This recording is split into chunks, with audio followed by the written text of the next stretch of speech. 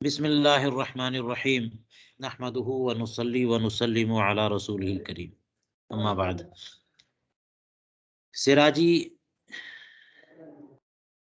کے اسباق جس قدر ہو چکے، ان میں فن میراث، علم میراث کے تعلق سے ضروری مباحث آ گئے۔ اب اس کے بعد مزید کچھ اہم مباحث جو افادیت سے خالی نہیں ہے۔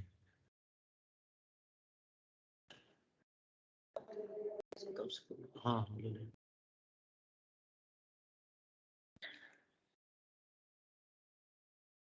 ان مباحث کا انتخاب ہم نے کیا ہے، اور مقصد یہ ہے کہ ایک بصیرت حاصل ہو جائے، نہ یہ کہ کتاب کی ہر بات کو سمجھا جائے۔ جیسے کہ ذوی الارحام کے بیان میں مصنف نے جگہ جگہ اختلافات کا تفصیلی ذکر کیا ہے، ہم بقدر کفایت پڑھیں گے اور آگے بڑھ جائیں گے۔ اصل میں بات یہ ہے کہ جو اصحاب فرائض ہیں، سب سے پہلے ان کو حصہ ملتا ہے، اور ان سے باقی رہ جائے تو عصبات کو حصہ ملتا ہے، اور عصبات سے بھی، یا عصبات سے تو کیا باقی رہے گا، جو بھی بچے گا وہ سب کے سب عصبات کا ہو جائے گا۔ اگر عصبات نہیں ہے تو کیا ہوگا؟ تو پھر رد کیا جاتا ہے، یعنی اصحاب فرائض پر دوبارہ جو ہے باقی مادہ ترکہ تقسیم کر دیا جاتا ہے۔ لیکن ان اصحاب فرائض میں دو حضرات ایسے ہیں کہ جن پر رد نہیں ہوتا، شوہر اور بیوی۔ تو کیا کریے گا اگر کسی میت کی صرف بیوی ہو وارثین میں اور کوئی نہ ہو، یا کسی خاتون میت کے وارثین میں صرف شوہر ہو اور کوئی نہ ہو، تو ان پہ رد تو نہیں ہو سکتا۔ جو ان کا حصہ ہے وہ حصہ دے دیا جائے گا، باقی مادہ کیا ہوگا؟ تو وہ اولو الارحام کو جائے گا اگر اولو الارحام موجود ہیں۔ تو آپ نے تفصیل پڑھ لی ہے کہ میت جو کچھ چھوڑ کر کے جائے، سب سے پہلے تو تجہیز و تکفین کا اہتمام کیا جاتا ہے، اور اس کے بعد جو کچھ قرض ہے میت کے ذمے اسے ادا کر دیا جاتا ہے۔ دین کی ادائیگی کے بعد جو کچھ باقی رہ جائے اس کے 1/3 سے وصیت پوری کر دی جاتی ہے، اگر میت نے کوئی وصیت چھوڑی ہو، وصیت کی ہو، اور اس کے بعد جو کچھ مال باقی رہ جائے اس کو وارثین کے درمیان تقسیم کر دیتے ہیں۔ تو وارثین میں جو تقسیم کی صورتحال ہے وہ یہ ہے کہ سب سے پہلے اصحاب فرائض کو دیا جائے، اور اصحاب فرائض نہ ہوں تو عصبات کو دیا جائے، اور اصحاب فرائض ہوں ان سے حصہ بچ رہے تب بھی عصبات کو دیا جائے۔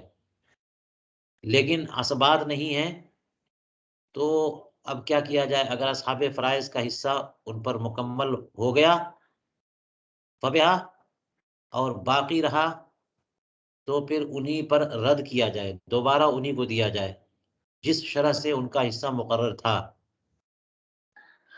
اسی تناسب سے۔ اور اگر وہ لوگ نہیں ہیں جن پر رد کیا جاتا ہے، جیسے مثال کے طور پر عورت کا انتقال ہوا، اس کا شوہر ہے، شوہر کا انتقال ہوا، اس کی بیوی ہے، تو ان کو تو بقدر فرض جو ہے حصہ دے دیں گے۔ باقی کیا ہوگا؟ یا اصحاب فرائض نہیں ہیں، عصبات نہیں ہیں، تو کیا ہوگا؟ تو آپ نے جو پڑھا ہے وہ یہ کہ عصبات سببی کو دیا جائے گا، جو کہ مولا العتاقہ ہے، لیکن آج کل تو یہ سلسلہ نہیں ہے زیادہ، بلکہ ہے ہی نہیں ہے، اس کا تصور بھی نہیں ہوتا کہ کسی نے کسی کو آزاد کیا ہو۔ تو اس کے بعد اولو الارحام کو، اور اولو الارحام کو جو حصہ دیا جاتا ہے، اس کے قائل ہمارے امام شافعی اس کے قائل نہیں ہے۔ امام شافعی کہتے ہیں کہ وہ لوگ بھی نہ ہو تو اولو الارحام کو حصہ نہیں دیا جائے گا، بلکہ بیت المال میں رکھ دیا جائے گا۔ آپ دیکھ لیجئے گا میت کے ترکے کو میت کے ترکے کا مصرف کیا کیا ہے، اس کی تفصیل ہم شروع ہی میں پڑھ چکے ہیں۔ تو وہاں بتایا تھا کہ اولو الارحام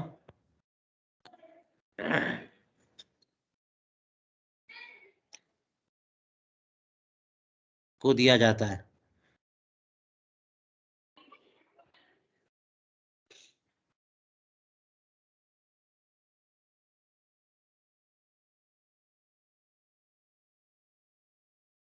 جہاں 12 اصحاب فرائض کے حصے بیان کیے گئے اس سے پہلے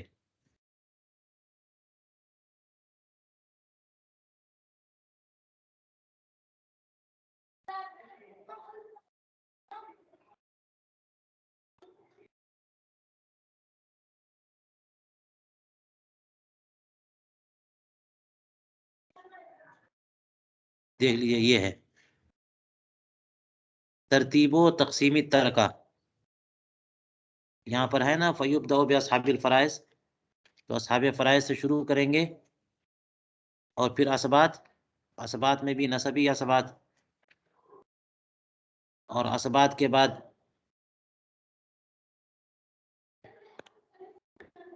نسبی اسبات کے بعد سببی اسبات جو مولا العتاقہ ہے، پھر سببی اسبات کے بعد ان کے اسبات،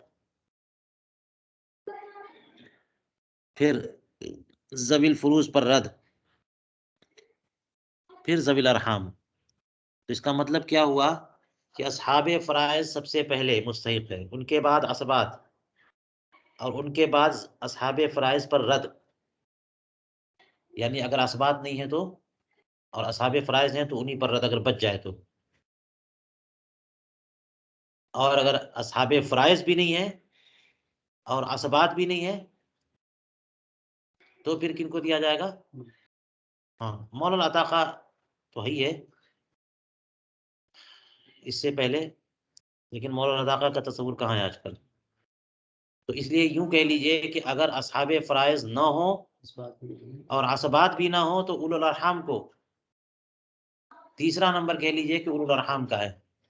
اصحاب فرائض بھی نہیں ہے یا اسبات بھی نہیں ہے۔ ایک چیز یہاں پر اور ہے کہ اصحاب فرائض ہیں، لیکن ان میں صرف وہی ہیں جن پر رد نہیں ہوتا، جیسے شوہر ہے، اس کی بیوی کا انتقال ہو گیا، یا بیوی ہے، اس کے شوہر کا انتقال ہو گیا، تو ان پر تو رد نہیں کر سکتے نا، تو جتنا ان کا حق ہے وہ دے کر کے باقی پھر اولو الارحام کو۔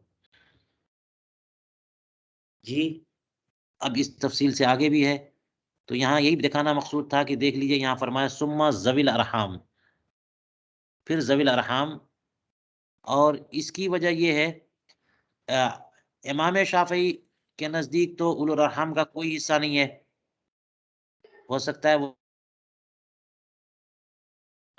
سورہ نساء میں جہاں حصص بیان کیے گئے ہیں وہاں کہاں اولو الارحام کا ذکر ہے، تو جس کا حصہ مقرر کر دیا گیا حدیثوں میں اور قرآن پاک کی آیتوں میں، بس انہی کو حصہ دیا جائے گا۔ لیکن ہمارے امام صاحب فرماتے ہیں کہ اللہ تعالیٰ کا ارشاد گرامی ہے، اللہ تعالیٰ کا ارشاد ہے کتاب اللہ میں، وَأُولُو الْأَرْحَامِ أَوْلَىٰ بَعْضُهُمْ أَوْلَىٰ بِبَعْضٍ فی کتاب اللہ۔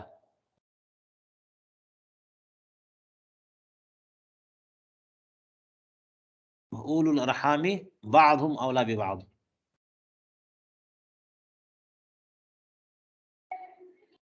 اس آیت کریمہ سے ہمارے امام صاحب نے استدلال کیا ہے اور فرمایا کہ اولو الارحام کو حصہ ملے گا، وہ وارث ہوں گے۔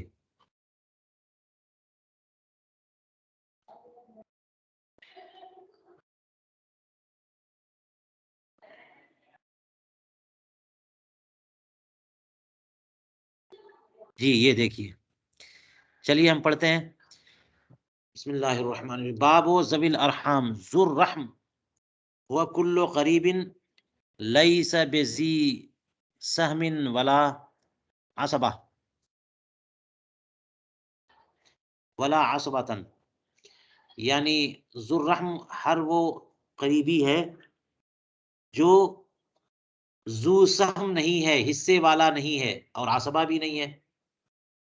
نہ تو حصے والا ہے، یعنی اس کا کوئی حصہ قرآن پاک میں یا حدیث پاک میں بتایا گیا ہو، اور نہ ہی وہ عصبہ ہے کہ حصہ تو نہیں بتایا گیا لیکن جو بچ رہے یا کوئی ذو سہم نہ ہو تو سب کے سب جو ہے عصبہ کا ہو جائے.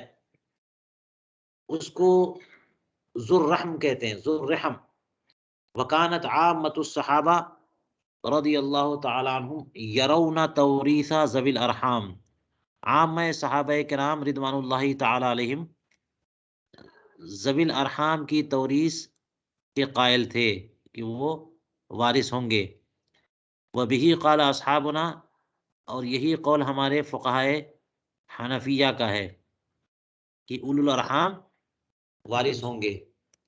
وقال زید بن ثابت رضی اللہ تعالیٰ عنہ لا میراث لذوی الارحام، حضرت زید بن ثابت رضی اللہ تعالیٰ عنہ فرماتے ہیں کہ ذوی الارحام کے لیے کوئی ترکہ، کوئی میراث نہیں ہے.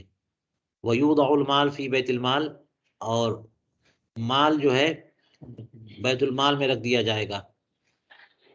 اور یہی قول امام مالک کا ہے، امام شافعی کا ہے. یہ تو اصل مذہب کا بیان تھا کہ ہمارے امام صاحب کیا فرماتے ہیں اور دیگر ائمہ کیا فرماتے ہیں. ہمارے یہاں اولو الارحام وارث ہوں گے.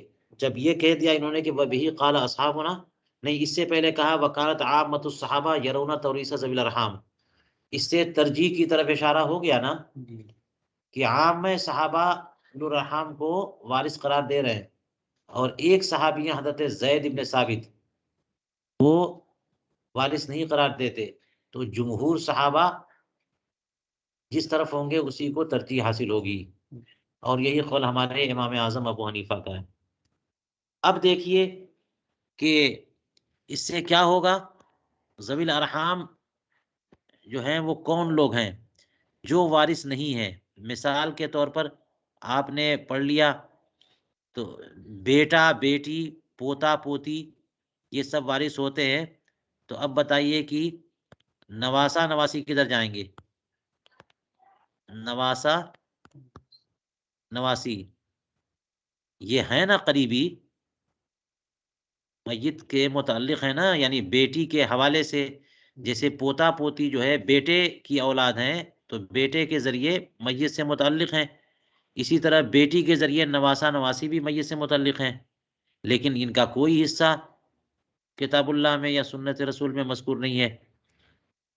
اس لیے یہ لوگ وارثین قرار نہیں پائے، یعنی اصحاب فرائض میں سے نہیں ہے، یوں ہی عصبات میں سے نہیں ہے، لیکن اولو الارحام میں سے ہیں.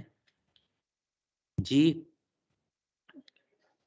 اسی طرح سے اب نواسا نواسی کہہ دیا تو چاہے اپنا نواسا ہو، اپنی نواسی ہو، یا پھر بیٹے کا نواسا بیٹی کی نواسی، یعنی پوتی کی اولاد. پوتی خود تو وارث ہوتی ہے نا، لیکن پوتی کی اولاد ہو تو وہ پر نواسا پر نواسی کہہ لیجیے آپ. یہ لوگ جو ہیں وارث نہیں ہیں، یعنی اصحاب فرائض میں سے نہیں ہیں. لیکن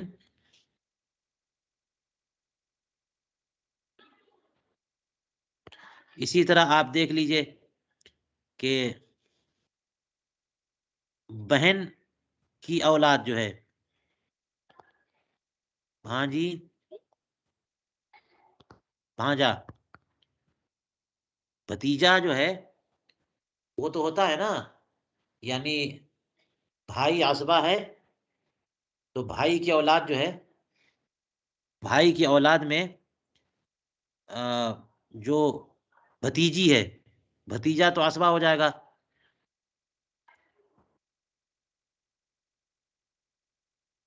لیکن بھتیجی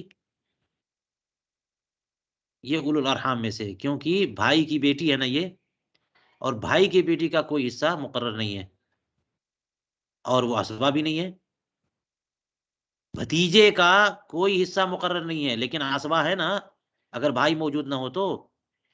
اور بھانجا بھانجی یہ کیا ہے؟ یہ تو بہن کی اولاد ہے نا، تو بہن اصحاب فرائض میں سے ہیں اور ایک صورت پہ عصبات میں سے ہیں، لیکن ان کی اولاد چاہے بیٹا ہو یا بیٹی ہو، یعنی بہن کا بیٹا ہو یا بہن کی، ان کو کیا بولتے ہیں؟ بھانجا بھانجی بولتے ہیں۔ تو یہ سب کے سب کیا ہو گئے؟ اولو الارحام میں ہو گئے۔ بھائی کی اولاد میں جو لڑکیاں ہیں وہ بھتیجی ہو گئیں، وہ اولو الارحام میں آ گئی، کیونکہ ان کا کوئی حصہ مقرر نہیں ہے اور اسبات بھی نہیں ہے وہ۔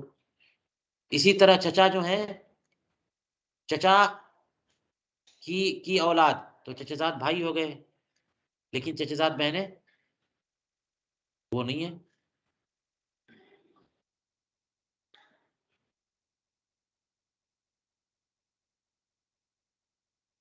یہ بھی اولو الارحام میں ہے۔ اسی طرح سے اوپر چلے جائیے، باپ دادا، تو دادا کے بارے میں آپ نے پڑھ لیا، جد فاسد تو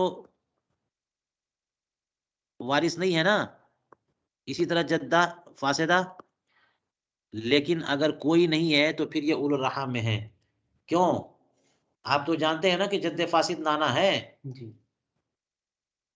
ماں کے والد جو ہے جد فاسد ہے نانا، تو نانا کا تعلق میت سے کچھ نہیں ہے، ماں کے حوالے سے، ماں کے ذریعے جد فاسد میت سے متعلق تو ہے نا۔ اسی طرح جدہ فاسدہ کی تعریف میں آپ نے پڑھ لیا کہ نانی کی کے والد جو ہے، یعنی جدہ فاسدہ، جد فاسد کی والدہ، یعنی ہر وہ عورت جس کا تعلق میت سے جدہ فاسدہ کے ذریعے ہو وہ جد فاسد ہے، عورت کے ذریعے ہو وہ جد فاسد ہے۔ تو نانا ہے یا پھر نانی کی کے والد ہیں، تو یہ ہو گئے نا متعلق کسی نہ کسی جہت سے، تعلق تو ہے، اولو الارحام میں ہیں، لیکن یہ ان کا حصہ کوئی متعین نہیں ہے، اس لیے جد فاسد جدہ فاسدہ۔ اسی طرح سے اور آگے بڑھیے تو دادا کی اولاد میں، دادا کی اولاد میں چچا ہوتے ہیں نا، تو چچا تو عصبہ ہیں۔ اب بولیے پھوپھی، پھوپھی ان کا کوئی حصہ نہیں ہے، اصحاب فرائض میں نہیں ہے اور عصبات میں بھی نہیں ہے، تو یہ اولو الارحام میں آ گئی۔ یوں ہی نانی کی اولاد یعنی ماں کی جہت سے، تو نانی کی اولاد میں کوئی بھی نہیں ہے اصحاب فرائض میں، نانی کی اولاد میں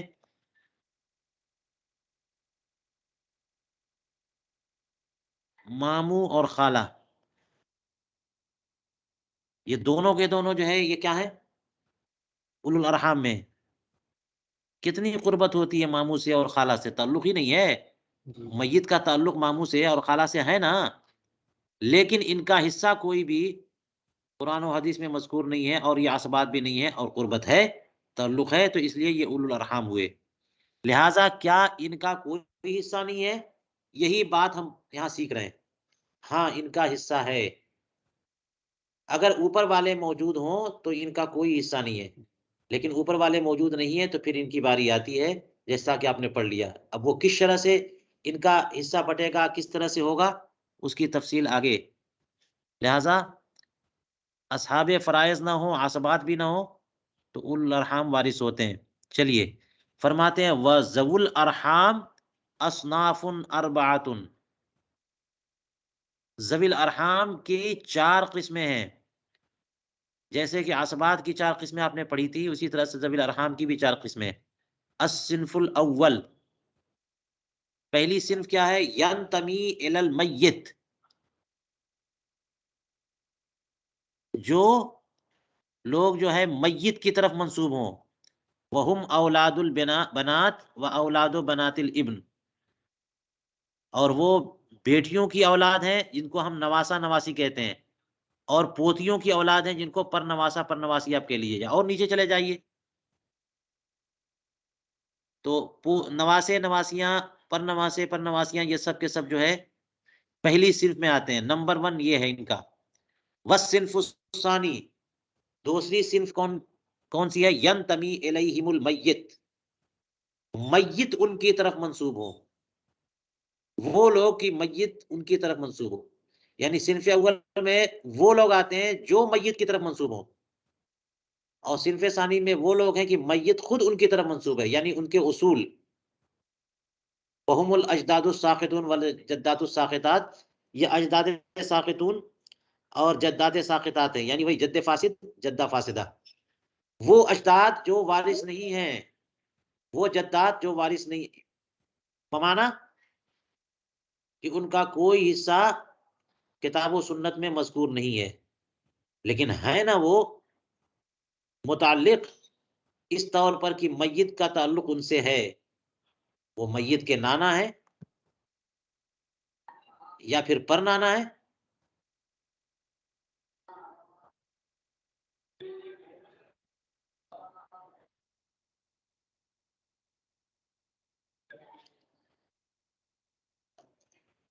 تو یہ صنف ثانی وجہ یہی ہو گیا کہ جیسے اسبات میں آپ نے پڑھ لیا تھا کہ جزء المیت اور اصل المیت، تو اس میں صنف اول جزء المیت ہے کہ میت ان کی طرف، ہاں وہ میت کی طرف منسوب ہو، اور اصل المیت یعنی میت ان کی طرف منسوب ہو. والصنف الثالث ینتمی الی ابوی المیت، صنف ثالث میں کون لوگ آتے ہیں؟ وہ لوگ جو کہ میت کے ابوین کی طرف منسوب ہوں، یعنی میت کے والد یا میت کی والدہ سے ان کا تعلق ہو، اس طور پر میت سے تعلق ہوا ہے. وہم اولاد الاخوات و بنات الاخوہ و بنات الاخوہ لام، بہنوں کی اولاد، تو بہنوں کی اولاد بھانجے بھانجیاں ہو گئی نا، یہ متعلق میت سے ڈائریکٹ نہیں ہے، بلکہ میت کے والد کے تعلق سے ان سے تعلق ہوا ہے. بھائی بہن جو ہے کیسے متعلق ہوتے ہیں؟ باپ کے ذریعے نا، تو باپ کے ذریعے تعلق، تو بہنوں کی بیٹیاں اور بہنوں کے بیٹے، اسی طرح سے وہ بنات الاخوہ، بھائیوں کی بیٹیاں جن کو ہم بھتیجیاں کہتے ہیں، کیونکہ بھتیجے تو اسبات میں آ جاتے ہیں لیکن بھتیجیاں نہ تو اصحاب فرائض میں ہیں نہ عصبہ ہیں. اسی طرح سے بن الاخوہ لام، ہاں ماں شریک بھائیوں کی اولاد، کیونکہ ماں شریک بھائی جو ہیں یہ اصحاب فرائض میں ہیں، یہ اسبات میں نہیں ہے، آپ نے پڑھ لیا ماں شریک بھائی بہن یہ سب کے سب اصحاب فرائض میں ہیں، لیکن ان کی اولاد چاہے وہ بیٹے ہوں یا بیٹیاں ہوں وہ نہ تو اصحاب فرائض میں ہے نہ اسبات میں ہے، لہذا وہ اولو الرحم میں. والصنف الرابع، چوتھی قسم جو ہے وہ کون لوگ ہیں؟ ینتمی الی جدی المیت او جدتیہ، یہ وہ لوگ ہیں جو میت کے دونوں جد، دونوں قسم کے جد کی طرف منسوب ہوں، یا دونوں قسم کے جدہ کی طرف منسوب ہوں. دونوں قسم کے جد اور جدہ سے مراد جد صحیح اور جد فاسد، یا جدہ صحیحہ اور جدہ فاسدہ کی طرف منسوب ہوں. یہ کون لوگ ہیں؟ وہم العمات والاعمام لام، یہ ساری کی ساری پھوپھیاں ہیں. جی پھوپھیاں، باپ کی بیٹیاں نہیں، دادا کی بیٹیاں، یہ سب کے سب پھوپھیاں ہوئی نا، دادا کی بیٹیاں، اور اسی طرح سے والاعمام لام، ماں کی طرف سے چچا، کیونکہ اپنے چچا تو اصحاب فرائض میں نہیں ہے لیکن اسبات میں ہے نا، جو باپ کی طرف سے چچا ہے، تو ماں کی طرف سے جو چچا ہے وہ اسبات میں نہیں ہے. اس کا کیا مطلب ہوا؟ اس کا مطلب یہ ہوا کہ ماں نے ہاں اپنے شوہر جو باپ تھے اس کے انتقال کے بعد یا طلاق کے بعد کسی اور سے شادی کی، تو اس کے شوہر کے بھائی، تو ماں کے شوہر کے بھائی، تو ماں کے شوہر جو ہوئے وہ سوتیلے باپ ہوئے نا، ان کے بھائی تو ماں کی طرف سے چچا ہوئے، ایک تعلق ہو گیا. اور یہ تعلق دور کا ہے، ان کا کوئی حصہ نہیں ہے، یعنی نہ تو یہ اصحاب فرائض میں ہے نہ اسبات میں ہے، اس لیے یہ ادھر آ گئے. اور جدات کی طرف جو منسوب ہوں وہ ہیں اخوال اور خالات، ماموں اور خالہ، یہ نانا نانی کی اولاد ہوتے ہیں نا، ماموں اور خالہ، ان کا کوئی حصہ قرآن و سنت میں نہیں ہے اور نہ یہ عصبات میں ہے، لیکن ہے متعلق، تو یہ اولو الارحام کے حساب سے ان کو حصہ ملے گا۔ فرماتے ہیں فہؤلاء وکل من یدلی بہم من ذوی الارحام، تو یہ لوگ اور وہ تمام لوگ جو ان کے ذریعے میت کی طرف منسوب ہوں، وہ سب کے سب ذوی الارحام میں ہیں، یہ سب کے سب یعنی الاصناف الاربعہ، اور ان کی اولاد یعنی ماموں اور ماموں کی اولاد، خالہ اور خالہ کی اولاد، یہ لوگ نہ ہو تو پھر ان کی اولاد، یہ سب کے سب ذوی الارحام میں ہیں۔ جی، تو گویا کہ ذوی الارحام کو سمجھنے کا آسان طریقہ یہی ہے کہ جیسے آپ نے اسبات کو سمجھا ویسی ذوی الارحام کو سمجھ لیجئے۔ آپ نے اسبات کو یہ سمجھا کہ جزء میت نمبر 1، اصل میت نمبر 2، اور نمبر 3 میں ہے جزء الاب، اور نمبر 4 میں ہے جزء الجد۔ اسبات تو یہاں بھی وہی ہے، جزء الاب اور جزء الجد۔ فرق یہ ہے کہ ہر ایک صنف میں وہ لوگ آپ لائیے جو اصحاب فرائض میں سے نہیں ہے۔ جزء الاب میں دیکھیں گے تو چچا جو ہے وہ اصحاب فرائض میں سے تو نہیں ہے لیکن اسبات میں ہے، تو چچا کو مت شمار کریے، پھوپھی۔ اور جزء الام دیکھیے، جزء الجدہ یعنی جزء ام الام، نانی کی اولاد میں تو ماموں اور خالہ، یہ دونوں کے دونوں نہ تو اسبات میں ہے اور نہ ہی اصحاب فرائض میں، یہ سب کے سب ذوی الارحام میں ہوئے۔ فرماتے ہیں روا ابو سلیمان عن محمد بن الحسن عن ابی حنیفہ ان اقرب الاصناف الصنف الثانی، یہ ایک روایت ہے امام اعظم ابو حنیفہ کی، جو ابو سلیمان جوزجانی کی طرف سے ان کی روایت ہے، یعنی انہوں نے امام محمد ابن حسن شیبانی سے روایت کیا، اور وہ روایت کرتے ہیں امام اعظم ابو حنیفہ سے کہ ان چاروں اصناف میں ترتیب کیا ہے، تو انہوں نے فرمایا ان اقرب الاصناف الصنف الثانی وان علو، ان میں اقرب جو ہے وہ کون ہے؟ صنف ثانی ہے، یعنی میت جن کی طرف منسوب ہوتی ہے، وان علو اگرچہ وہ اوپر تک ہوں، جدہ فاسدہ اور اس کے اوپر جو جدہ فاسدہ ہوں، یا جد فاسد اس کے اوپر جو جد فاسد ہوں۔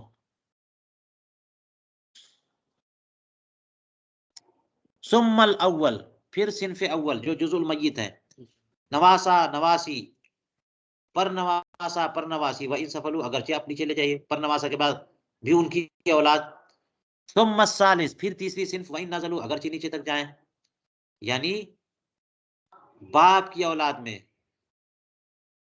باپ کی اولاد میں یعنی بہنوں کی اولاد، بھائیوں کی بیٹیاں وغیرہ وغیرہ۔ ثم الرابع، پھر صنف رابع، و ان بعدوا اگرچہ وہ دور کے ہوں، خالہ ماموں یا اور دور چلے جائیے۔ یہ تو امام اعظم ابو حنیفہ کی ایک روایت ہے۔ دوسری روایت کیا ہے؟ وروا ابو یوسف الحسن ابن زیاد عن ابی حنیفہ و ابن سماعت عن محمد ابن الحسن عن ابی حنیفہ، یہ دو سندیں موجود ہیں امام اعظم ابو حنیفہ کی طرف سے، دو اور طرق سے روایت کیا ہے، وہ کیا ہے؟ فرماتے ان اقرب الاصناف الصنف الاول ثم الثانی ثم الثالث ثم الرابع، اقرب اصناف ان اصناف اربعہ میں سے صنف اول ہے، پھر صنف ثانی، پھر صنف ثالث، پھر صنف رابع، کا ترتیب الاسبات، جیسے اسبات کی ترتیب ہے۔ یہ آسان بات ہے اور اسی کو ترجیح حاصل ہے، وہو الماخوذ بہی کہہ دیا انہوں نے، یہی ماخوذ بہی ہے، یہ الفاظ فتویٰ میں سے ہے، مفتہ بہی اور ماخوذ بہی یہی ہے۔ جیسے اسبات کی ترتیب ہے کہ سب سے پہلے جزء المیت، پھر اصل میت، پھر جزء الاب، پھر جزء الجد، یہی ترتیب یہاں پر بھی ہے، صنف اول، صنف ثانی، صنف ثالث، صنف رابع، اسی لیے اسی ترتیب سے بیان کیا انہوں نے۔ وعندهما الصنف الثالث مقدم على الجد، اب یہ تو امام اعظم ابو حنیفہ کا قول ہے نا، صاحبین کیا فرماتے ہیں؟ وہ یہ کہتے ہیں الصنف الثالث مقدم على الجد اب الام، صنف ثالث یعنی باپ کی اولاد میں جو لوگ ہیں، جزء اب، وہ مقدم ہے علی الجد، یعنی نانا پر، لأن عندهما كل واحد منهم اولا من فرعه، اس لیے کہ صاحبین کے نزدیک ان میں سے ہر ایک اپنی فرع سے اولا ہے. وفرعه وان سفل اولا من اصله، اور صنف ثانی کی فرع جو ہے اگرچہ نیچے تک جائے اس کی اصل سے اولا ہے. یہ تو یہ تو صاحبین کے نزدیک بات تھی، لیکن جو بات آپ پڑھ چکے کہ ماخوذ بہی اور مفتہ بہی ہے، وہی ترتیب سامنے رکھیے کہ جو عصبات کی ترتیب ہے وہی یہاں پر اول الارحام کی بھی ترتیب ہے. اس لیے اب ہر ایک صنف کے بارے میں الگ الگ بتائیں گے. یعنی یہ سمجھ لیجئے کہ جو ترتیب بتا دی ہے ان میں حصوں کی تقسیم ہوگی کیسے. مثال کے طور پر جیسے صنف اول ہے اس کا بیان دیکھیے کہ نواسا نواسی اگر موجود ہوں تو کیسے تقسیم ہوگی. چلیے اس کو دیکھیے کچھ حصہ کہتے ہیں فصل فی الصنف الاول، صنف اول کا بیان. اولاہم بالمیراث اقربہم الی المیت، ان میں میراث کا سب سے زیادہ حقدار وہ ہے جو میت کا سب سے زیادہ قریبی ہے. جیسے فرمایا بنت الابن، بنت البنت، بنت البنت نواسی. فإنها اولا من بنت بنت الابن، اس لیے کہ نواسی جو ہے بیٹی کی نواسی سے زیادہ قریب ہے. تو اب بات ہو گئی نا. یہ دیکھ لیجئے آپ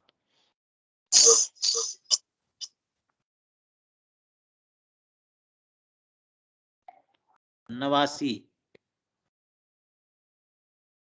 اور بیٹے کی نواسی، یعنی یہ میت کی نواسی بنت البنت ہے نا،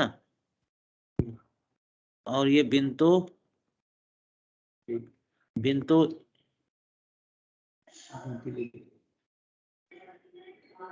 ہاں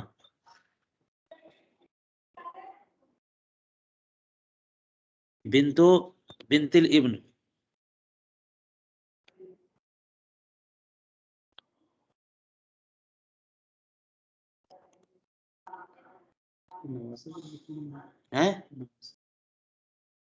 نواسے کا، ہاں یہ مثال دے رہے ہیں کہ بنت البنت اور بنتو بنت الابن. اچھا دیکھیے یہاں پر کہ بنت البنت یہ دو ہی واسطہ نہ ہوا میت سے، اور بنتو بنت الابن میں کتنے واسطے ہو گئے؟ 3 واسطے ہو گئے کہ بیٹا، بیٹے کی بیٹی اور پھر اس کی بیٹی، تو دور ہو گئے نا. تو یہاں بھی وہی ترتیب چلتی ہے، ہاں الاقرب فالاقرب والی. تو جب پوتی کی بیٹی نواسی ہوئی یعنی پر نواسی ہوئی نا، تو اسی طرح سے بیٹی کی بیٹی بھی تو نواسی ہے، لیکن یہ قریبی ہے کیونکہ بیٹی ایک ہی درجے میں، یعنی بیٹی کی بیٹی تو صرف بیٹی کے ذریعے وہ میت سے ملحق ہو جاتی ہے، اور یہ 2 درجوں میں ملحق ہوتی ہے. اس لیے میت کی نواسی جو ہے وہ بیٹی کی نواسی کے مقابلے میں زیادہ حق رکھتی ہے. دیکھ لیجئے اولاہم بالمیراث اقربہم الی المیت.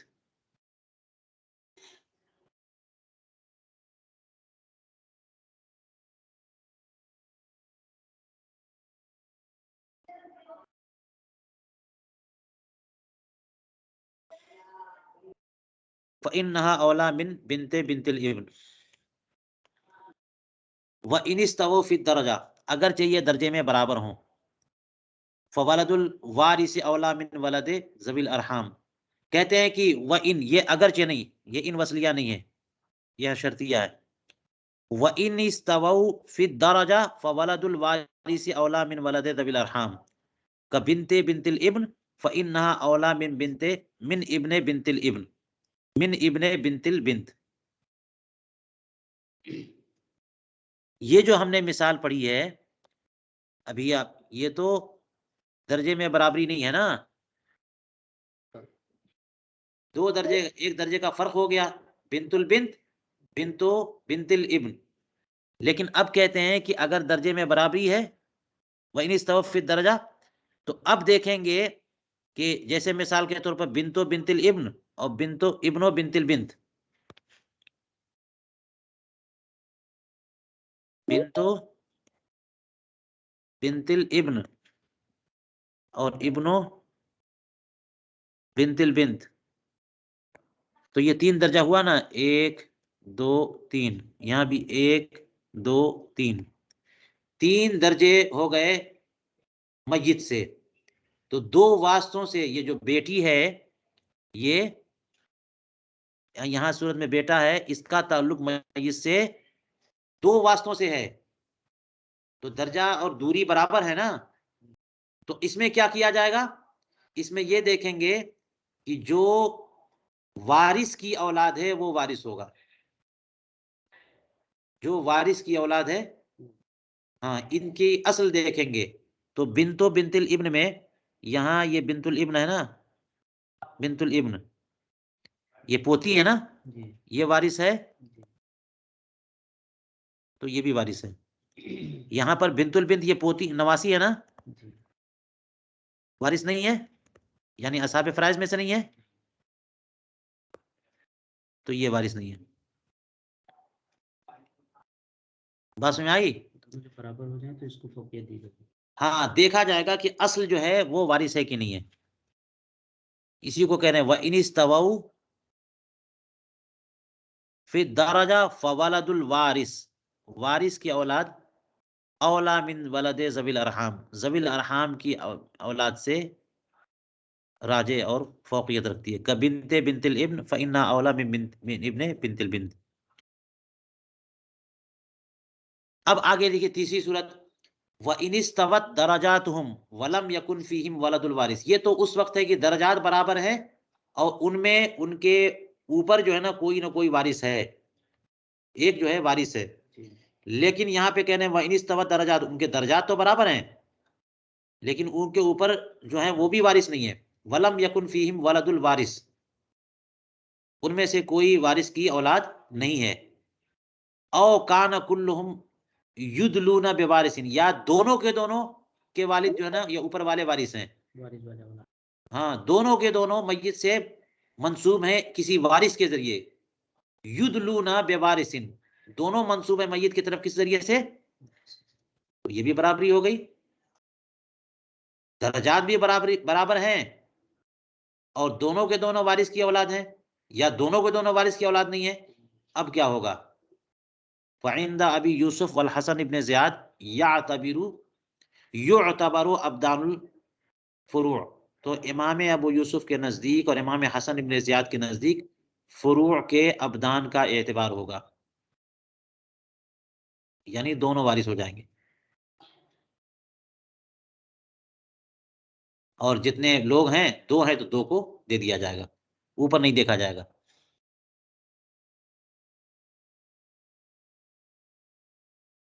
وَيُقْسَمُ الْمَالَ عَلَيْهِمْ، اور مال ان پر تقسیم کر دیا جائے گا. سواء اتفقت صفت الاصول فی الذکورۃ والانوثہ، عام ازی کی اصول جو ہیں یعنی ان کے اوپر والے وہ ذکورت و انوثت میں متفق ہوں یا مختلف ہوں، یعنی دونوں کے باپ کے اوپر والے مذکر ہوں یا دونوں کے اوپر والے مؤنث ہوں یا ایک کا مذکر ایک کا مؤنث، سب چلے گا. ہاں وَمُحَمَّدٌ يَعْتَبِرُ ابدان الفروع، امام محمد بھی فروع کے ابدان ہی کا اعتبار کرتے ہیں، لیکن دونوں صورت میں نہیں. ان اتفقت صفت الاصول، اگر اصول کی صفت متفق ہو تو، یعنی دونوں کے دونوں مذکر ہوں اوپر والے یا دونوں کے دونوں مؤنث ہوں. ان اتفقت صفت الاصول موافقا لہما، جیسا کہ امام ابو یوسف اور امام حسن ابن زیاد نے کہا، وہی قول امام محمد کا بھی ہے، لیکن بئی شرط کہ اصول متفق ہو. وہ حضرات تو یہ کہہ رہے تھے کہ اصول متفق ہو یا مختلف ہو، مذکر ہو یا مؤنث ہو، ہر حال میں ابدان ہی کا اعتبار ہوگا. دو ہیں تو آدھا آدھا دے دیا جائے گا. لیکن امام محمد کہتے ہیں کہ اگر اصول کی صفت متفق، اصول جو ہے ذکورت یا انوثت کی صفت میں متفق ہوں تو اب تو ابدان کا اعتبار ہوگا. وَيَعْتَبِرُ الْأُصُولِ إِنِ اخْتَلَفَتْ صِفَاتُهُمْ، اور اگر اصول کی صفات مختلف ہوں یعنی ذکورت و انوثت میں تو وہ اصول کا اعتبار کرتے ہیں، فروع کے ابدان کا اعتبار نہیں کرتے ہیں۔ وَيُعْطِي الْفُرُوعَ مِيرَاثَ الْأُصُولِ، اور فروع کو اصول کی میراث وہ دیتے ہیں، مخالفاً لہما، امام ابو یوسف اور امام حسن بن زیاد کے برخلاف۔ اس کی مثال دیکھیے گا تو بات سمجھ میں آئے گی۔ کما اذا ترکا ابنا بنتی ابنا بنتن، ہاں، و بنتا بنتن،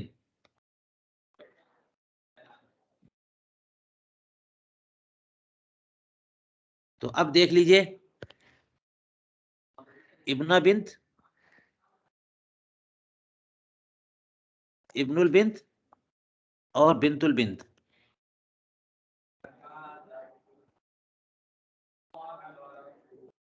تو اس میں کیا ہوگا؟ یہ فروج، یہ ہے نا فرع، اور یہ ہے اصل، تو اصل جو ہے دونوں میں متفق ہے نا،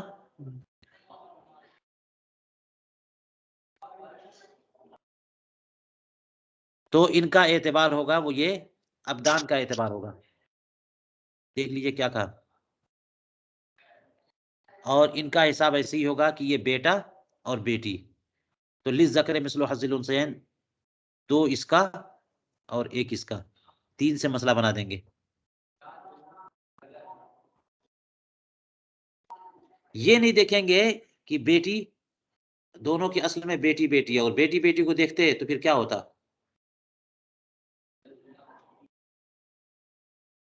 یہ ہوتا کہ دونوں ثلثان نہ ملتا دونوں کو برابر برابر، اور پھر وہی حصہ نیچے آ جاتا۔ دیکھیے عندہما یکون المال بینہما للذکر مثل حظ الانثیین باعتبار الابدان، وعند محمد کذالک، امام محمد کے نزدیک بھی ایسے ہی ہوگا، لأن صفت الاصول متفقہ، کیونکہ اصول کی صفت متفق ہے۔ امام ابو یوسف امام حسن بن زیاد کہتے ہیں متفق ہو یا مختلف ہوں وہی حساب ہوگا، ابدان کا اعتبار، اصول کا اعتبار نہیں ہوگا۔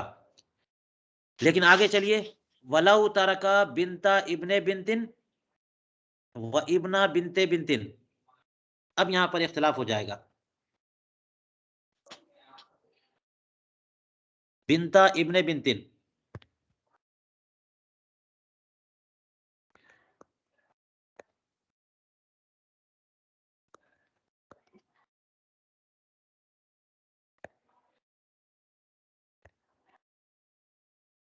یہ دیکھیے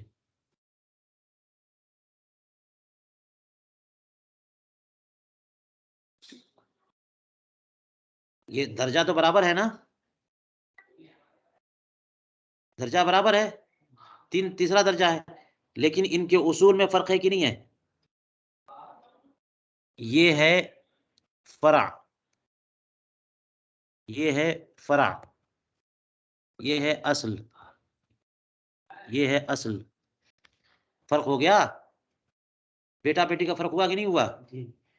تو امام ابو یوسف یہاں بھی وہی قول کریں گے جو پہلے قول کیا اوپر، ٹھیک ہے، اور امام محمد یہاں کہتے ہیں کہ یہاں پہ فروع کا اعتبار ہوگا یا اصول کا اعتبار ہوگا، لہٰذا اصول کو جو حصہ ملنا تھا وہ حصہ یہاں پر اس کو ملے گا، لہٰذا ابن البنت کا جو حصہ ہوتا اوپر، ابن البنت کا کیا حصہ تھا؟ ابن کا للذکر مثل حظ الانثیین، نا دو حصہ تھا، اور بنت کا کتنا تھا؟ ایک تھا، تو یہی آ جائے گا، بنتو ابن البنت کو 2 اور یہاں بیٹے کو کیا آ جائے گا؟ 1، الٹا ہو جائے گا۔ یہ نہیں دیکھیں گے کہ یہاں پر بیٹی ہے تو اس کو آدھا ملے، اور بیٹا ہے یہاں پہ تو اس کو دونا ملے اس کا، ان کے اصول کا اعتبار ہوگا۔ دیکھ لیا آپ نے، یہ ہو رہا ہے بیٹی کو ڈبل مل رہا ہے اور یہاں پر بیٹے کو 1 مل رہا ہے، یہ کس نے کہا؟ امام محمد نے فرمایا وَلَوْ تَرَكَ بِنْتَ ابن بنت و ابن بنت بنت وعندهما المال بین الفروع اصلاً باعتبار الابدان، ان 2 بزرگوں یعنی امام ابو یوسف اور امام حسن ابن زیاد کے نزدیک مال فروع کے درمیان 3 حصوں میں بٹے گا، بے اعتبار الابدان، دیکھ لیا جائے گا کہ ایک بیٹا ایک طرف ہے، اور ایک لڑکا ایک طرف ہے، ایک طرف لڑکی ہے، اور لڑکے کو لڑکی کا دونا ملتا ہے، تو ثلثاہ للذکر و ثلثہ للانثی، 2/3 جو ہے وہ مذکر کو مل جائے گا اور 1/3 مؤنث کو. لیکن امام محمد کہتے ہیں المال بین الاصول. ہاں، مال جو ہے اصول کے درمیان جو ہوگا، آنی فی البطن الثانی، اصول سے مراد بطن اول نہیں، بطن ثانی. اصلاثن، اصول میں اصلاثن بٹے گا، اس کے حساب سے پھر فروع میں آئے گا. ثلثاہ لبنت ابن البنت، اس کے لیے 2 ثلث. نصیب و ابیہا، یہ 2 ثلث کیسے مل گئے؟ اس کے والد کا، اس کا.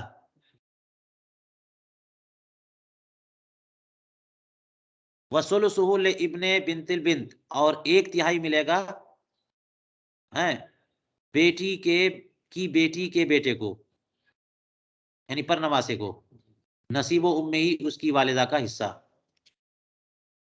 کہتے ہیں وَكَذَلِكَ عِنْدَ مُحَمَّدٍ إِذَا كَانَ فِي أَوْلَادِ الْبَنَاتِ بُطُونٌ مُخْتَلِفَةٌ، یہی معاملہ چلے گا امام محمد کے نزدیک جبکہ بنات کی اولاد میں بطون مختلفہ ہوں، تو مال کو تقسیم کیا جائے گا علی اول بطن، اس پہلی بطن پر جہاں پر اختلاف ہو گیا ہو اصول میں. ٹھیک ہے، چلیے یہاں پر اختلاف کی تفصیل ہے تو ہم اس کو اب نظر انداز کرتے ہیں. پہلے طائفے کا ذکر ہو گیا، اس کی پوری تفصیل یہاں بتائی گئی ہے. آپ لوگ دیکھ لیجئے، کسی کی تفصیل چاہیے ہوگی تو ہم اس پر فوکس کر لیں گے، ورنہ ہم اس کو مکمل کرنا چاہتے ہیں.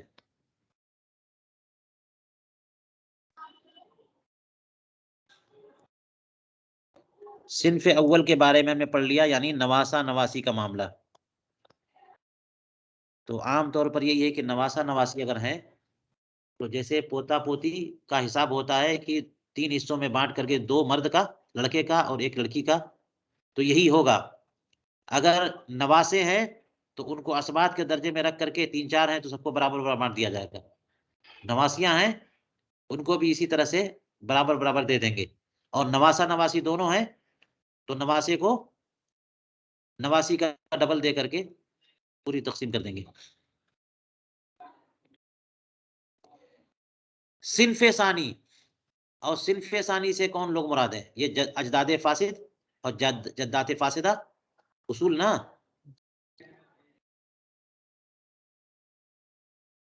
دیکھ لیجئے، کہہ رہے ہیں اولاہم بالمیراث اقربہم الی المیت، ان میں میراث کے سب سے زیادہ حقدار وہ لوگ ہیں جو میت کے سب سے زیادہ قریبی ہیں. من ای جہت کانا، خواہ کسی بھی جہت سے ہوں. ظاہر ہے کہ اس سے مراد جو ہے نا اجداد فاسد اور جدات فاسدہ ہیں، کیونکہ جد صحیح اور جدہ صحیحہ یہ لوگ تو پہلے سے وارث ہیں. اب ان میں آپ بات کریے گا جدات ساقطات کا یا اجداد ساقطین کا، تو پھر یہ کہ ان میں اور اوپر ہیں جد فاسد ہے، اس کے اوپر والا جد فاسد ہے، اس کے اوپر والا جد فاسد ہے، تو قریب والا جو جد فاسد ہے وہ وارث ہوگا، اس کو دیں گے.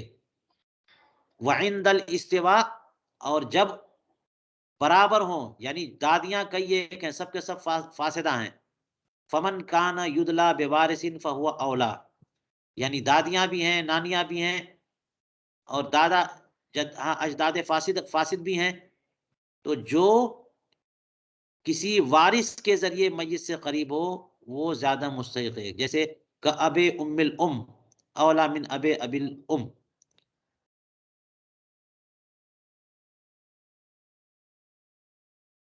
اب ام الام یعنی نانی کے والد. نانی تو جدہ سیاح ہے نا.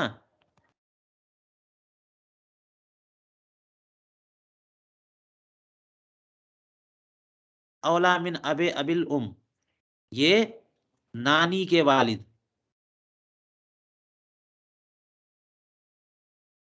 نانا کے والد،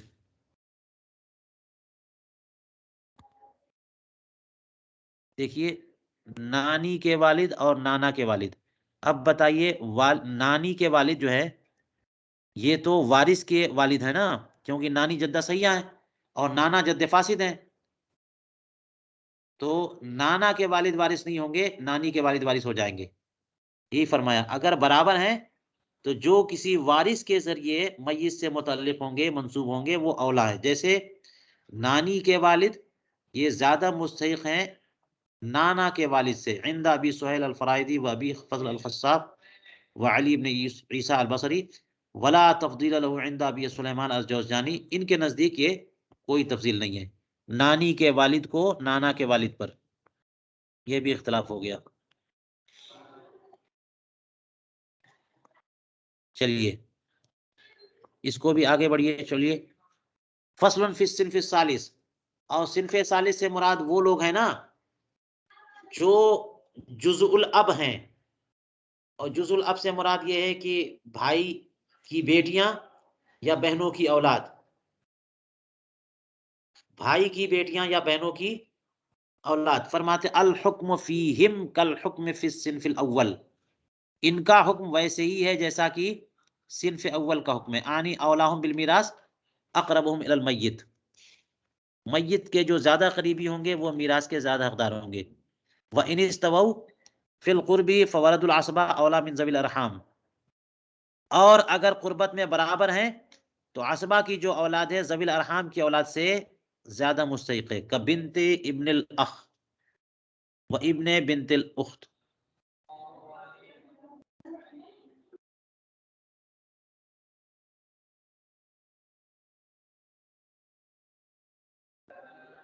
بنت ابن الاخ کا بنت ابن الاخ یہ کون ہو گیا؟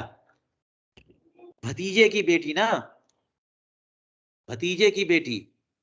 اور ابن بنت الاخت یہ بھانجی کا بیٹا.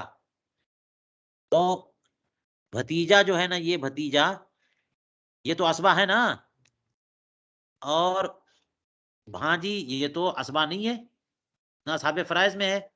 اس لیے بنت جو وارث کی بیٹی ہے وہ اولا ہے غیر وارث کے بیٹے سے.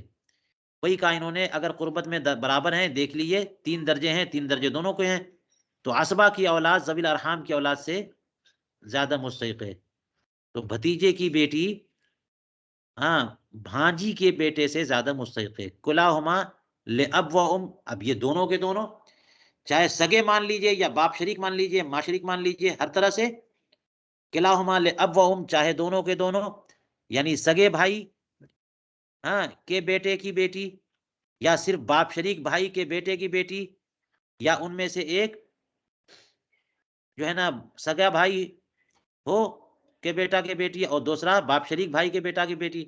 ان تمام صورتوں میں المال کلہ لبنت ابن الاخ، سارا کے سارا مال جو ہے وہ بھائی کے بیٹے کی بیٹی کو جائے گا، یعنی بھتیجے کی اولاد کو.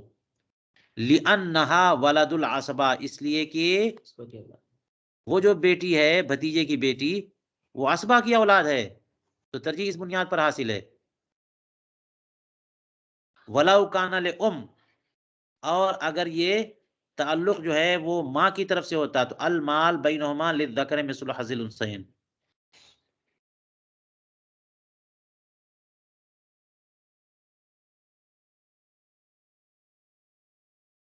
یعنی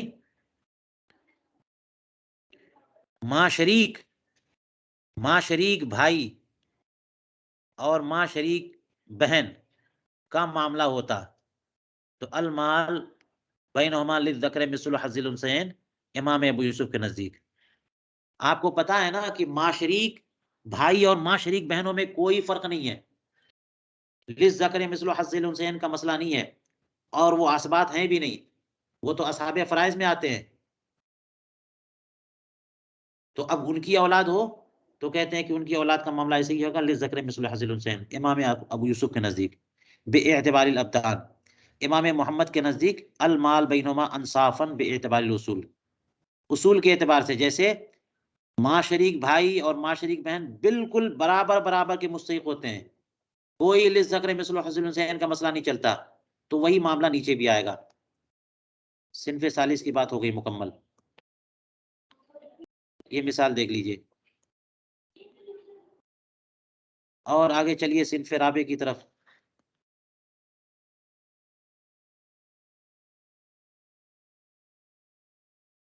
صنف رابع سے کون لوگ مراد ہیں؟ یہ اجزائے ہیں فرع الجد ہے نا، فرع الجد، جزء الجد ان کو کہا گیا عصبات میں۔ مثال کے طور پر ان میں پھوپھیاں آ گئیں، خالائیں آ گئیں، ماموں آ گئے، نانا نانی کی اولاد میں ماموں اور خالہ، یہ لوگ جو ہے اصحاب فرائض میں بھی نہیں ہے، عصبات میں بھی نہیں ہے۔ اسی طرح سے اپنے دادا کی اولاد میں، دادی کی اولاد میں چچا جو ہے وہ سب کے سب عصبات ہو جاتے ہیں، لیکن پھوپھیاں کچھ نہیں ہوتی، لیکن ہے نا اتنی قریبی، تو اس کی وجہ سے کیا ان کو کچھ بھی نہیں ملے گا؟ ہاں، اولو الارحام والی پوزیشن ان کو ملے گی۔ اگر اصحاب فرائض میں سے کوئی بھی نہیں ہے، عصبات میں سے کوئی نہیں ہے، تو پھر پھوپھیوں کا نمبر آئے گا، خالاؤں کا نمبر آئے گا، ماموں کا نمبر آئے گا۔ یہاں کہتے ہیں الحکم فیہم انہ اذا انفرد واحد منہم استحق المال کلہ لعدم المزاحم۔ ان کے بارے میں حکم یہ ہے کہ ان میں سے جب صرف ایک بندہ منفرد رہ جائے تو وہ سارے کے سارے مال کا مستحق ہو جائے گا، کیونکہ مزاحم تو ہے ہی نہیں کوئی۔ اگر صرف ایک ماموں ہے، یعنی یہ تو وہ لوگ ہیں نا جن کا کوئی حصہ کتاب اللہ اور سنت رسول میں موجود نہیں ہے اور عصبات بھی نہیں ہے، لیکن ہوگا کیا؟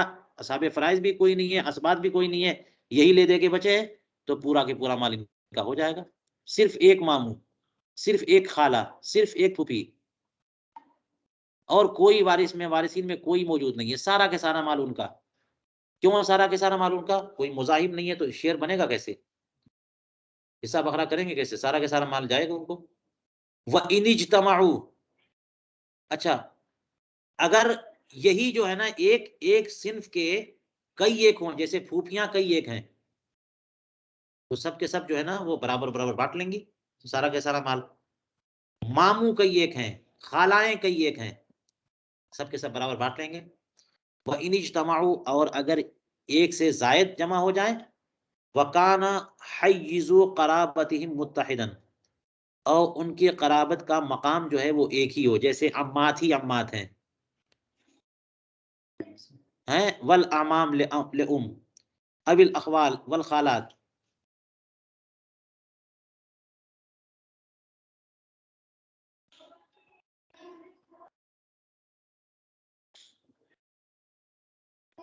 یعنی یوں سمجھ لیجئے کہ عمات ہی عمات ہیں، الگ الگ سمجھیے، اور عمات تو اولو الارحام میں ہے نا، لیکن اعمام تو اولو الارحام میں نہیں ہے، اسبات میں ہے، اس لیے اعمام کے ساتھ ایک قید لگائی لے ام، اعمام لے ام، یعنی ماں کی طرف سے چچا، باپ کی طرف سے چچا نہیں۔ میں نے مثال میں بتایا تھا جیسے کہ ماں کی شادی کسی اور مرد سے ہوئی بعد میں، والد کے انتقال کے بعد زید کی والدہ نے کسی اور سے نکاح کر لیا، تو جس سے نکاح کیا وہ سوتیلے والد ہوئے نا، باپ ہوئے نا، تو ان کے جو بھائی ہیں وہ زید کے کیا ہوئے؟ زید کے ماں کی طرف سے چچا ہوئے، خونی رشتہ تو نہیں ہے، تو عصبات تو نہیں ہے وہ، عصبات تو نہیں ہے وہ، لیکن ماں کی طرف سے چچا ہیں، تو یہ لوگ بھی جو ہے نا اولو الارحام میں آ جاتے ہیں، ٹھیک ہے۔ اب الاخوال، یا پھر ماموں ہیں، والخالات، اور خالائیں ہیں، فل اقوا منہم، تو جو ان میں زیادہ قوی ہوگا وہ ترکے کا بھی زیادہ مستحق ہوگا، وہ اولا ہوگا بالاجماع۔ اس کا مطلب کیا ہوا؟ آنی من کان لابن و ام اولا ممن کان لاب، جو باپ اور ماں دونوں کی طرف سے ہوگا وہ زیادہ مستحق ہوگا اس سے جو کہ صرف باپ کی طرف سے ہو، یعنی جو پھوپھی ہے وہ دادا دادی دونوں کی طرف سے اور باپ اور ماں دونوں کی طرف سے پھوپھی ہیں، تو وہ اس پھوپھی کے مقابلے میں زیادہ مستحق ہے جو کہ صرف باپ کی طرف سے پھوپھی ہے، دادی کوئی اور تھی، ہمارے والد کی مانی تھی وہ، ایسا ہوتا ہے نا۔ پھوپھی ایک وہ ہیں جو باپ کی طرف سے دادا اور دادی دونوں سے پھوپھی ہیں وہ، اور ایک وہ پھوپھی ہیں جو دادا کی اولاد میں تو ہیں لیکن باپ کی ماں کی اولاد میں نہیں ہے، کسی اور کی اولاد میں ہے وہ، تو ان کے مقابلے میں وہ جو سگی پھوپھی ہیں وہ زیادہ مستحق ہوں گے۔ یہی معاملہ خالہ کا لے لیجئے، یہی معاملہ ماموں کا لے لیجئے، اولا ممن کان لاب، فرمایا آنی من کان لاب و ام اولا ممن کان لاب ومن کان لاب اولا ممن کان لام، اور جو باپ شریک ہوں وہ ماں شریک کے مقابل میں زیادہ مستحق ہیں، کیونکہ باپ کا رشتہ زیادہ مضبوط ہوتا ہے نا. ذکورن کانو او اناسن، خواہ وہ مذکر ہوں یا مؤنث ہوں جو بھی. وَإِن كانوا ذکورن و اناسن واستبت قرابتهم فللذکر مثل حظ الانثیین، اور یہ دونوں ایک ہی درجے میں ہیں اور اونچ نیچ کچھ نہیں ہے، قرابت بھی برابر ہے، لیکن مذکر اور مؤنث ہیں، تو یہاں پر بھی وہی اسبات والا معاملہ چلے گا. للذکر مثل حظ الانثیین، مرد کو عورت کا دونا. جیسے فرمایا عم و عمت کلاہما لام، چچا اور پھوپھی. اچھا سگے چچا اور سگی پھوپھی ہوں گی تو پھوپھی تو محروم ہو جائے گی کیونکہ وہ وارث ہی نہیں ہے. چچا جو ہے نا اسبا ہو جائیں گے، سارا کا سارا چچا کو جائے گا. لیکن اب کیا کہیے گا، ماں کی طرف سے چچا اور ماں کی طرف سے پھوپھی. ماں کی طرف سے چچا اور ماں کی، یہ تو اسبا نہیں ہے. وہ جب اسبا نہیں ہے تو اولو الارحام میں ہوئے، تو ان کو للذکر مثل حظ الانثیین کی طرح کریں گے، 3 حصہ بانٹیں گے، 3 حصہ کریں گے جائیداد کا، اور ماں کی طرف سے چچا کو 2 اور پھوپھی کو 1. او خال و خالۃ، یا پھر ماموں خالہ دونوں جمع ہو گئے. کلاہما لاب و ام، ماں کی طرف سے بالکل سگے خالہ سگے ماموں، او لاب او لام، یا صرف باپ شریک خالہ باپ شریک ماموں، یا ماں شریک خالہ ماں شریک ماموں. تو ان میں بھی جو ہے بالکل ایسے ہی کریں گے کہ خال ماموں کو خالہ کا ڈبل.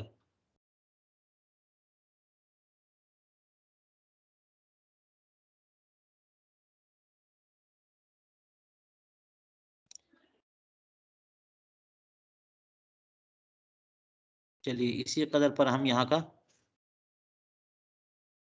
درس روک دیتے ہیں، کیونکہ اس میں مزید تفصیل مقصود نہیں ہے.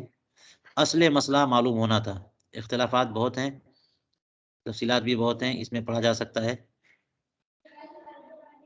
اس سے اندازہ ہوا کہ اولو الارحام کا بھی حصہ ہوتا ہے، لیکن حصے کی کوئی ایسی تفصیل نہیں ہے.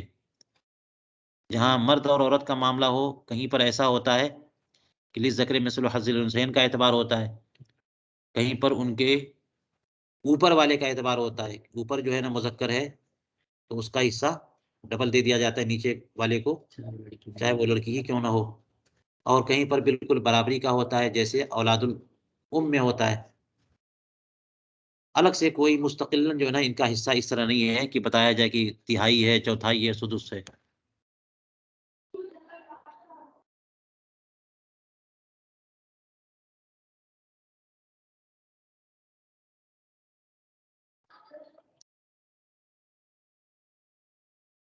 چلیے